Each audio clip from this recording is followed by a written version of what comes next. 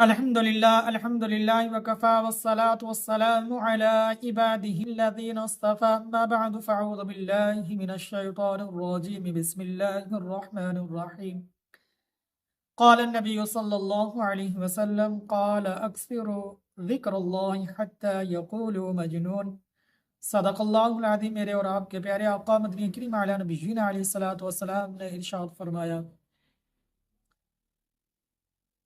کہ تم اللہ تبارک و تعالی کا ذکر اس قدر کرو کہ لوگ تم کو مجنون کہنے لگیں۔ اب دوسری حدیث پاک میں میرے اور آپ کے پیارے آقا مدنی کریم علی نبینا علیہ الصلوۃ والسلام نے ارشاد فرمایا کہ اللہ تبارک و تعالی کا ذکر ایسے کرو کہ لوگ جو منافق ہیں تم کو ریاکار کہنے لگے۔ اب اس حدیث شریف میں میرے اور آپ کے پیارے آقا مدنی کریم علیہ نبینا علیہ الصلوۃ والسلام نے اللہ کے ذکر کو کثرت سے کرنے کی تلقین فرمائی۔ تو اللہ سے دعا ہے کہ اللہ مجھ کو، میرے ناظرین کو لا الہ الا اللہ محمد الرسول اللہ یہ افضل ترین کلمہ ہے۔ لا الہ الا اللہ یہ افضل کلمہ ہے، تو افضل ذکر جو ہے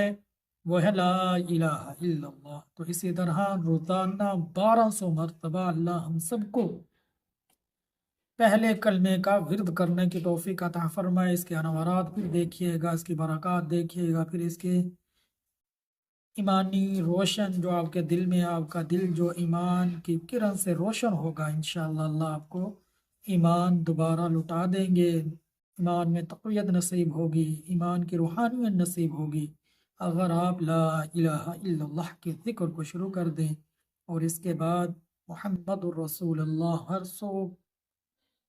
لا الہ الا اللہ 100 مرتبہ پڑھ کرنا، اس کے ساتھ پھر ایک دفعہ محمد الرسول اللہ بھی پڑھ لیں، یا 1200 مرتبہ لا الہ الا اللہ محمد الرسول اللہ یہ پڑھ لیں، تو انشاءاللہ لا الہ الا اللہ کا ذکر کریں، کثرت سے کریں، تو روزانہ کریں، تو پھر اس کے بہت زیادہ انوارات اور برکات بھی آپ کو نصیب ہوگی۔